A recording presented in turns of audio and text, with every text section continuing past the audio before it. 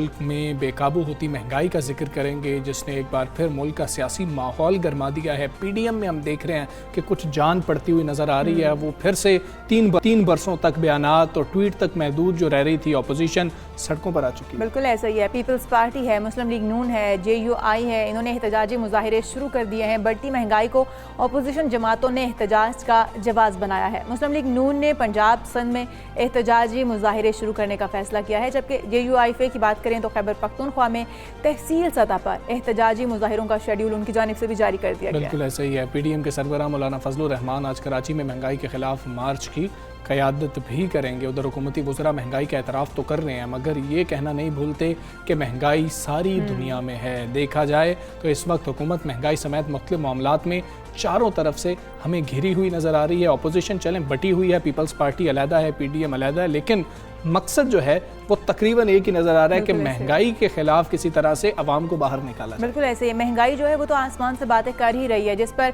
हिज़्ब मुखालिफ की जमातें हैं उनको भी मौका का फ़ायदा उठाने की सूझी है। हुकूमत के खिलाफ एहतजाज का ऐलान किया है उन्होंने भी, और आसमान को छूती महंगाई की वजह से ही तहरीक इंसाफ की मकबूलियत में अगर हम देखें तो नुमायाँ कमी आई है। अब देखना यह है कि अपोजिशन जमातें क्या आवाम को सड़कों पर लाने में कामयाब हो पाती हैं। हाँ जी, यही एक बात है कि जिसके ऊपर फिर से PDM पर नज़रें हैं, पीपल्स पार्टी पर अलहदा से नज़रें हैं। और फिर जिस तरह से राना सनाउल्लाह साहब कह रहे थे कि पंजाब के अंदर हमारे कुछ वोट कम बनते हैं, वो अगर पीपल्स पार्टी हम ही भरती है तो तहरीक अदम एतमाद भी ले आते हैं। बात करेंगे सारी सूरत हाल के ऊपर। सीनियर तज्ज़ियाकार सुहेल वड़ाइच साहब हमारे साथ मौजूद हैं। सुहेल वड़ाइच साहब अस्सलाम वालेकुम, गुड मॉर्निंग सर। सर आप समझते हैं कि राइट मोमेंट है, राइट इशू है इस वक्त अपोजिशन की हिकमत अमली ठीक होना कितना ज़रूरी है, और ठीक हिकमत अमली हो क्या सकती है? बिल्कुल जी, अपोजिशन के लिए हालात तो साजगार है। एक तरफ महंगाई का गुलगुला है, महंगाई का शोर है, और दूसरी तरफ एस्टेब्लिशमेंट और हुकूमत के मामलात जो है उनके अंदर भी खराबी है। तो ये एक आइडियल माहौल हो सकता है, लेकिन इससे फायदा उठाना अपोजिशन के लिए, उसके लिए इत्तेहाद की जरूरत है, इकट्ठे स्ट्रेटेजी की जरूरत है, और फिर उसके बाद भी जाहिर है हुकूमत को गिराना इतना आसान नहीं होता। ये इस हद तक तो ठीक है कि इससे हुकूमत को टफ टाइम मिल सकता है, तो टफ टाइम देने की पोजीशन में है अगर अपोजिशन इकट्ठी हो जाती है। सुहेल वड़ाइच साहब, देखा जाए तो PDM क्या अब एंटी एस्टेब्लिशमेंट जो उनका बयानिया था उससे हट रही है, और अगर ऐसा है तो आने वाली सियासत पर क्या असरात हो सकते हैं इस चीज़ के? डेफिनेटली जो हमेशा जो सियासी पार्टियां वो हालात को देख के ही अपनी स्ट्रेटेजी तय करती है। इस वक्त ऐसे लगता है कि ये अपोजिशन जो है ये कोई ना कोई एस्टेब्लिशमेंट के साथ मामलात को अपने को हल करना चाहती है और एक्सप्लॉइट करना चाहती है। गवर्नमेंट और अपोजिशन के जो रिलेशनशिप है इसको मजीद ताकि खराब किया जाए, या जो उनकी खराबी है उसको एक्सप्लॉइट किया जाए। बिल्कुल ठीक है। सुहेल वड़ाइच साहब, कोई लॉन्ग मार्च आप देख रहे हैं? जिस तरह से राना सनाउल्लाह साहब भी जिक्र कर रहे थे कि अगर लॉन्ग मार्च हुआ तो मरियम बीबी या क़यादत करेंगी, या शहबाज शरीफ साहब क़यादत कर रहे होंगे, और मियां नवाज शरीफ भी वापस आ सकते हैं। देखिए, अभी तो लॉन्ग मार्च की सूरत हाल नहीं है, it's too early to predict, लेकिन ये जाहिर है कि अपोजिशन टीम पकड़ सकता है। अपोजिशन की जो तहरीक है उसकी वजह यह है कि महंगाई जो है आज ऐसे कर दी है। सुहेल वड़ाइच साहब, अगर हम देखें तो PTI जो है वो किसी हद तक अपनी अवामी मकबूलियत जो है वो खो चुकी है। महंगाई है, बहुत सारी और अदर रीजंस भी हैं। क्या आप समझते हैं इस वक्त जो एहतजाज किया जा रहा है महंगाई को रीज़न बना के अपोजिशन की जानिब से, अवाम साथ देगी? अवाम की कितनी शमूलियत आप तवक्को कर रहे हैं? देखिए, ये एक बहुत बड़ा सवाल है। इतना उसकी वजह यह है कि लोग तंग तो हैं, लेकिन क्या वो सड़कों पर निकलने को तैयार हैं? ये एक बहुत बड़ा सवाल है। पॉलिटिकल वर्कर तो निकलेंगे, लेकिन क्या आम आदमी भी निकलेगा? क्या वो आदमी जो आमतौर पर सियासत से लातल्लुक़ रहता है, क्या वो निकलेगा? ये देखने की बात होगी। यही तो चेक होना है। जी। सुहेल वड़ाइच साहब, एक अहम चीज़ है, अब अवाम के अंदर ये सवालात जन्म ले रहे हैं कि जिस तरह के वुज़रा बयानात दे रहे हैं, गवर्नर स्टेट बैंक का बयान सामने आया है, लग ये रहा है कि शायद उनको इदराक ही नहीं है कि इतनी ज़्यादा महंगाई है। क्या वाकई उनको इदराक नहीं है, या फिर वो उस तरह से मान नहीं सकते हैं कि हालात इतने ख़राब है? मेरा ख्याल है कि उनका ये बयान मुनासिब नहीं था स्टेट बैंक के गवर्नर का कि जी ओवरसीज पाकिस्तानियों को फायदा हुआ है। मुल्क की कास्ट पे अगर किसी को फायदा भी हुआ है तो वो कोई अच्छी बात नहीं है। ना। आपके मुल्क के कर्जे बढ़ गए आपके मुल्क के अंदर डॉलर के ऊपर जाने से और बड़ी मुश्किलात पेश आई, हर चीज महंगाई हो गई। तो ये मुनासिब नहीं है उनका बयान, और इस तरह के बयान उन्हें खासकर ऐसे जो अदारों के सरबराह है उन्हें तो नहीं देने चाहिए।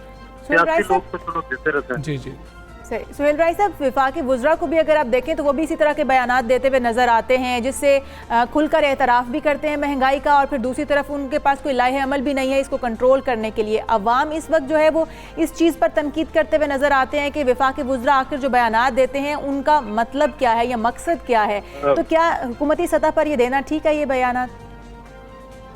मेरा ख्याल है कि नहीं ठीक, मेरा ख्याल है कि नहीं ठीक।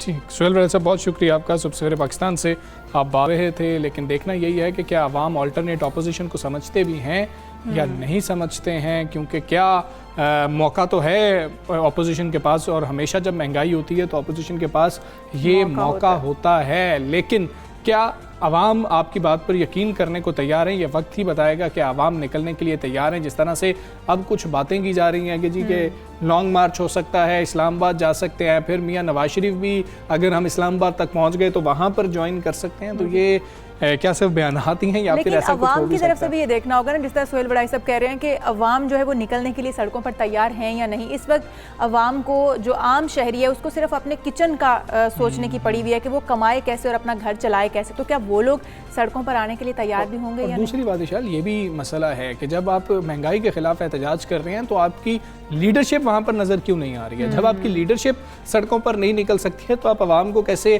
कामयाब हो जाएंगे निकालने के लिए अपोजिशन को? ये तमाम चीज़ें हैं जिनके ऊपर अपोजिशन को कोई दूसरा रास्ता भी देना होगा ताकि अल्टरनेट तो होगा कि हम ऐसे हल करेंगे। जी, हमारे पास ये सोल्यूशन मौजूद है। खैर, महंगाई एक बड़ा इशू है और उस पर हम पहले भी बात कर रहे थे, लेकिन अब एक रिपोर्ट की हमने जिक्र करनी है कि महंगाई के बेकाबू जिन ने पूरी कौम की ऐसी चीखें निकलवाई हैं कि दुनिया को इसकी गूंज सुनाई दे रही है। और मारूफ बैनुल-अक़वामी जरीदे द इकोनॉमिस्ट ने पाकिस्तान को दुनिया का चौथा महंगा तरीन मुल्क करार दे दिया है, जबकि हुकूमत पाकिस्तान को, वजारत ख़जाना को इस रिपोर्ट के ऊपर खासे एतराज़ात हैं। बिल्कुल, और चौथा महंगा तरीन मुल्क जो है वो होना कोई छोटी बात नहीं है। द इकोनॉमिस्ट की रिपोर्ट के मुताबिक पाकिस्तान में गुज़श्ता माह महंगाई की शरह जो है वो 9% रही है। अमरीकी जरीदे ने दुनिया के 43 ममालिक में महंगाई के अदाद शुमार जो हैं वो इकट्ठे किए, जिससे ये पता चलता है कि दुनिया में सबसे ज़्यादा महंगाई जनूबी अमरीकी मुल्क अर्जेंटाइन में है, जहाँ महंगाई की शरह 51.4% रिकॉर्ड की गई है, और महंगाई के एतबार से तुर्की जो है वो दूसरे नंबर पर है। हाँ जी, महंगाई की शरह 19.6% है। वहाँ पर ब्राज़ील 10.2% के साथ तीसरे नंबर पर है। रिपोर्ट के मुताबिक भारत में महंगाई की शरह 4.3% है और भारत का नंबर 16वां है। जापान को दुनिया का सस्ता तरीन मुल्क भी करार दिया गया, जहाँ महंगाई की शरह -0.4% है इस रिपोर्ट के मुताबिक। लेकिन वजारत ख़जाना को बहुत एतराज़ है इस रिपोर्ट के ऊपर कि किस बेस के ऊपर पाकिस्तान को चौथा मुल्क कहा गया है कि जहाँ पर सबसे ज़्यादा महंगाई हुई है। मारूफ माहिर मईशत फरहान बुखारी साहब हमारे साथ मौजूद हैं, उनको शामिल गुफ्तगू करते हैं, इस रिपोर्ट पर बात करते हैं। अस्सलाम वालेकुम, good morning sir. Sir, economist के मुताबिक तो पाकिस्तान महंगाई के लिहाज से दुनिया में चौथे नंबर पर है, लेकिन वजारत ख़जाना को एतराज़ है इस रिपोर्ट के ऊपर। आप क्या समझते हैं इस रिपोर्ट के हवाले से, और हालिया महंगाई की वजूहात आलमी ही हैं या मकामी भी कुछ वजूहात हैं? जी बहुत शुक्रिया। ये जो रिपोर्ट इकोनॉमिस्ट में आई है, मैं अभी तक इसकी तहकीक में लगा हुआ हूँ, और अभी तक ये जो आदाद शुमार हैं पूरी तरह कम से कम मेरी समझ में नहीं आए, क्योंकि इनमें कुछ खला भी है। लेकिन इसके बावजूद ये कहना पड़ता है कि पाकिस्तान में महंगाई का जिन इस वक्त बड़ी हद तक बेकाबू है, और ये सही है कि बैनुल-अक़वामी हालात भी ख़राब हैं, लेकिन पाकिस्तान में भी हालात ख़राब हैं। सही। हालात ख़राबी की सबसे बड़ी जो दलील है वो तो, और वजह जो है वो ख़ास तौर पे सूबा पंजाब में जो सूबाई हुकूमत की नाअहली है। आज फिर इमरान खान साहब लाहौर तशरीफ़ ले गए हैं, तो खबर ये है कि उनकी उस्मान बाज़ार साहब से मुलाकात होगी, लेकिन उस मुलाकात से क्या हालात बेहतर होंगे? पंजाब आबादी के लिहाज से 12.5 करोड़ नफूस पे मुश्तमिल एक सूबा है जी, जिसकी आबादी दुनिया के कई ममालिक से ज़्यादा है। तो ये एक बहुत बड़ा एक सूबा है, लेकिन यहाँ पे इतना बुरा एडमिनिस्ट्रेटिव ब्रेक डाउन है, और ख़ास तौर पे ये वज़ीर आला तो नंबर ही ले गए नाअहली के हवाले से। इनके दौरे हुकूमत में कोई बेहतरी आम लोगों के लिए नहीं आई। बिल्कुल ऐसे। इससे कुछ माशी पहलू हैं जिनकी वजह से हालात ख़राब हैं, लेकिन कुछ एडमिनिस्ट्रेटिव पहलू हैं।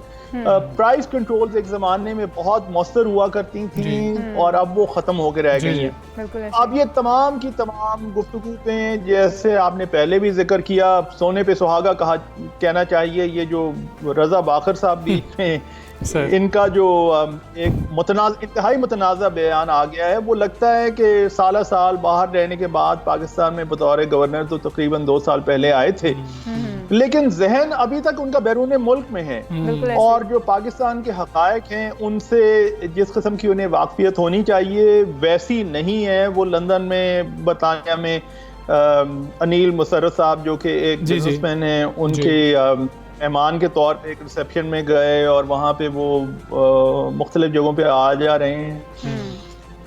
फरहान बुखारी साहब, ये जो बयान गवर्नर स्टेट बैंक की तरफ से दिया गया, ये तो फिर अवाम के जख्मों पर नमक पाशी ही कह सकते हैं इसको। लेकिन बहरहाल इस वक्त जो महंगाई की सूरत हाल है, इसको देखते हुए जो मुल्क के इकनॉमिक इंडिकेटर्स हैं वो क्या कहते हैं कि जो मईशत है क्या वो दुरुस्त समत में जा रही है, जिसका हम देखते हैं कि दावे हुकूमत कर रही है, क्योंकि महंगाई की सूरत हाल जो हम देख रहे हैं वो कुछ और कहती है। भाई देखिए, बात वहीं पे आ जाती है, दुरुस्त समत में तो बिल्कुल नहीं जा रही। ठीक है, पाकिस्तान के उसमें जाके आम आदमी से पूछ रहे हैं तो आपको समझ आ जाती है, लेकिन रज़ा बाखर साहब आखिर एक बहुत अहम पॉलिसी मेकर्स हैं। अगर वो पॉलिसी मेकर ही पाकिस्तान के हालात से इतना अलग थलग हैं, और फिर उनके साथ एक ये भी मामला है कि वो बोलते बहुत हैं। दुनिया में कायदा ये समझा जाता है कि स्टेट बैंक गवर्नर्स को इतना नहीं बोलना चाहिए, बिल्कुल खामोश रहना चाहिए, और उनकी स्टेटमेंट जब हो, सिलेक्टिवली हो, तो उस स्टेटमेंट के नतीजे में कुछ बड़ी बात सामने आए। मुल्की हालात से लाइल भी है और बोलते भी ज्यादा है। और अब तो ये लग रहा है कि उनका कोई, मेरे ख्याल में कोई सियासी ज्यादा उनका एक ऑब्जेक्टिव है, क्योंकि उन्हें क्या जरूरत पड़ी है ये इतनी स्टेटमेंट्स देने की और बार बार स्टेटमेंट्स देने की। वो तो कोई और ही किसी रास्ते पे जा रहे हैं, और फिर एक इंडिपेंडेंट बिजनेसमैन के मेहमान के तौर पे जो यूके में वो आए हैं, ये भी पूछना चाहिए भाई, ये तो कॉन्फ्लिक्ट ऑफ इंटरेस्ट का मामला है। आखिर अनिल मुशर्रफ साहब का स्टेट बैंक गवर्नर से क्या ताल्लुक है कि वो बड़े बड़े रिसेप्शंस वहां पे उनके लिए होस्ट करें और ये हमें ना पता चले कि ये क्यों हो रहा है, इसके पीछे क्या है। अच्छा बुखारी साहब, ये तो सारे मसाइल हैं जिनका पाकिस्तान को इस वक्त सामना है। वज़रा के बयानात भी चले आते हैं, गवर्नर स्टेट बैंक का भी एक बयान सामने आ गया जिसके ऊपर हम गुफ्तगू कर रहे थे, लेकिन इन सारे मसाइल से निकला कैसे जा सकता है, मुश्किलात को कम कैसे किया जा सकता है, क्योंकि हुकूमत के पास भी अब कम वक्त रह गया है, उन्होंने भी इलेक्शन में जाना है। चाहती तो हुकूमत भी होगी किसी तरह महंगाई कम हो, चाहती तो हुकूमत होगी कि आम आदमी के हालात बेहतर हों, लेकिन नहीं हो पा रहे हैं। अब क्या करना चाहिए गवर्नमेंट को? एक तो फिल फॉर जितना जल्दी हो सके इंपोर्ट्स को, और ख़ास तौर पे लग्जरी इंपोर्ट्स को बड़ी यानी सख्ती से रोकना चाहिए। ये जो इतना एक सामान्य तायुश पिछले चंद महीने में पाकिस्तान में और ख़ास तौर पे बैरून मुल्क में बनी हुई गाड़ियाँ पाकिस्तान में जो इंपोर्ट हो रही हैं, ये पाकिस्तान मुतहम्मिल नहीं है कि ये सूरत हाल हम बर्दाश्त कर सकें। हुकूमत की अपनी ये सियासी तो एक होगी कोशिश कि जी एक फील गुड फैक्टर हो पाकिस्तान में, लोग समझेंगे आप वारे न्यारे हो गए और कमाल हो गया, लेकिन ये पाकिस्तान के जो माशी हालात हैं उनमें ये बिल्कुल नहीं हो सकता। दूसरे ये भी ज़रूरत है जितना जल्दी हो सके कि सूबा पंजाब में ख़ास तौर पे जो प्राइस कंट्रोल्स मैकेनिज्म बिल्कुल ख़त्म होके रह गए हैं, सही है, उन पे कोई इमरजेंसी की बुनियाद पे काम किया जाए। लेकिन ये दोनों चीज़ें मुझे नामुमकिनात में से लगती हैं मौजूदा हालात में, इसलिए क्योंकि अब ये सियासत का सीज़न शुरू हो गया है, अगले 1.5-2 साल में इलेक्शंस हैं, तो क्या ये इंपोर्ट्स को इतना सख्ती से कम करेंगे कि पाकिस्तान के हालात तो बेहतर हों, लेकिन वो जो फील गुड फैक्ट। फरहान साहब, देखा जाए तो अवाम तो नजरें गाड़े बैठे हैं कि कोई तो उनके मसाइल का हल ढूंढ कर दे। जी फरहान साहब, अवाम जो है वो नजरें गाड़े बैठे हैं, चाहे वो अपोजिशन हो चाहे हुकूमत हो, कोई तो उनके मसाइल का हल दे। आप क्या समझते हैं कि डॉलर की अगर हम बात करें तो डॉलर की उड़ान जो है वो कुछ थमती हुई नजर आ रही है, क्योंकि ये कहा जा रहा है कि अगर डॉलर मजीद महंगा हुआ तो महंगाई जो है वो इससे भी डबल हो जाएगी, तो अवाम तो वहीं पर उनकी परेशानी तो कायम रहेगी। क्या समझते हैं आप, डॉलर की कीमत कुछ नीचे आएगी या फिर यहीं पर कायम रहेगी या ऊपर जाएगी? देखिए, उसूलन मैं कभी करेंसी के ऊपर पब्लिक में आके स्पेकुलेट इसलिए नहीं करता क्योंकि वो लोग फिर सुन के और अपनी अपनी राय कायम करते हैं। कोई डॉलर लेने के लिए भागता है, कोई डॉलर बेचने के लिए भागता है, तो ऐसा नहीं करना चाहिए।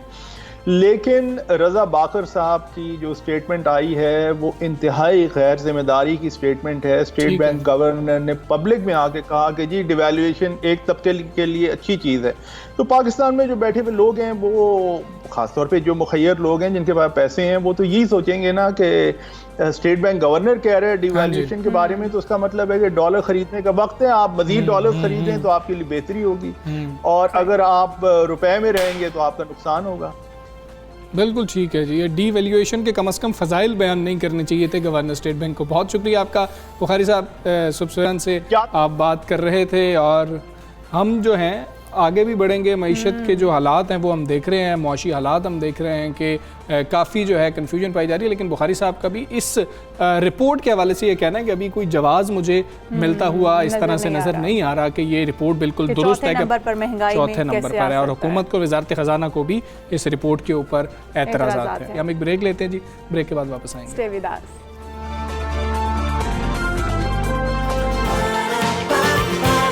सुबह सवेरे पाकिस्तान।